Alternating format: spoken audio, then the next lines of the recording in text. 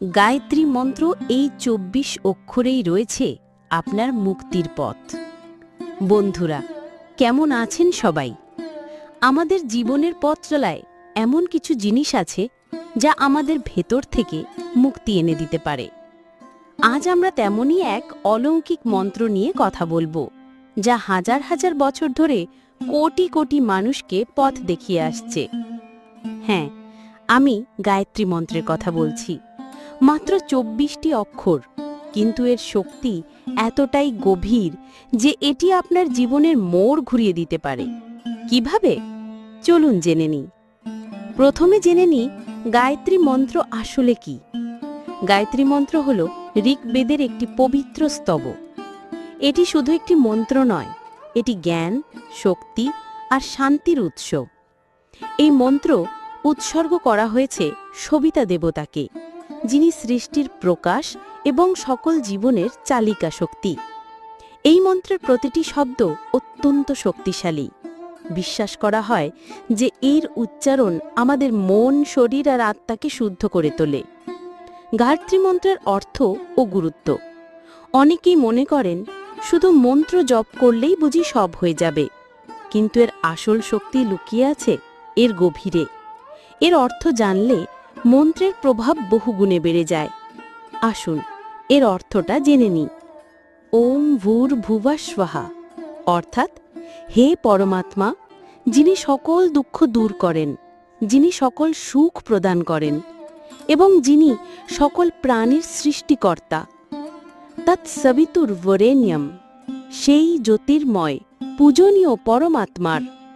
ভর্গো দেবস্য ধীমহি, উত্তম তেজকে আমরা ধ্যান করি। ধিয়ো ইয়ো নঃ প্রচোদয়াৎ, যিনি আমাদের বৃত্তি বুদ্ধিকে সঠিক পথে চালিত করেন। সহজ কথায় এর অর্থ হল, আমরা সেই পরম সত্যের পূজা করি যিনি মহাবিশ্বের স্রষ্টা, যার জ্যোতি আমাদের অন্ধকার দূর করে। আমরা তাঁর দিব্য বুদ্ধিকে ধ্যান করি, যেন তিনি আমাদের মনকে সঠিক পথে পরিচালিত করেন। এই মন্ত্র শুধু বাইরের শক্তি নয়, এটি আমাদের ভেতরের জ্ঞান আর আত্মাকে জাগিয়ে তোলার মন্ত্র। এখন আসি সবচেয়ে গুরুত্বপূর্ণ অংশে।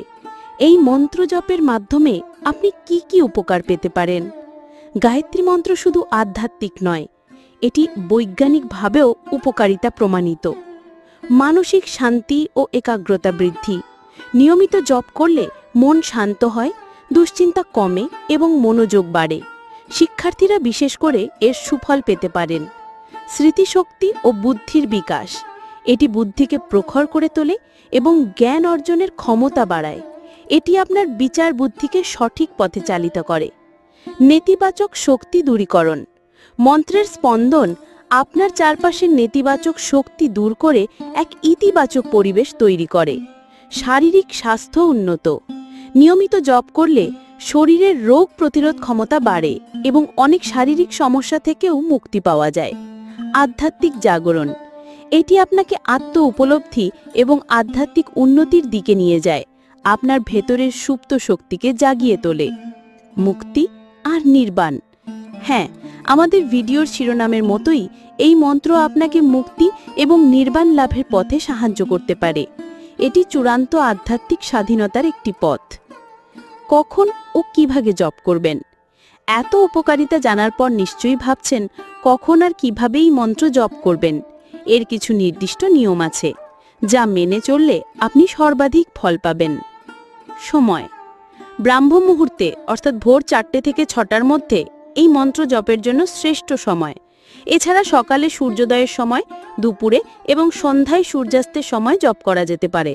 স্থান: একটি শান্ত, পরিষ্কার এবং পবিত্র স্থানে জপ করুন। মন্দির, পূজাঘর বা আপনার মেডিটেশনের স্থান সবচেয়ে ভালো। পদ্ধতি: স্নানের পর পরিষ্কার বস্ত্র পরিধান করুন। পদ্মাসন বা সুখাসনে বসুন। মেরুদণ্ড সোজা রাখুন। চোখ বন্ধ করে শ্বাস প্রশ্বাসের দিকে মনোযোগ দিন। মন্ত্রটি স্পষ্ট ও সঠিক উচ্চারণে জপ করুন।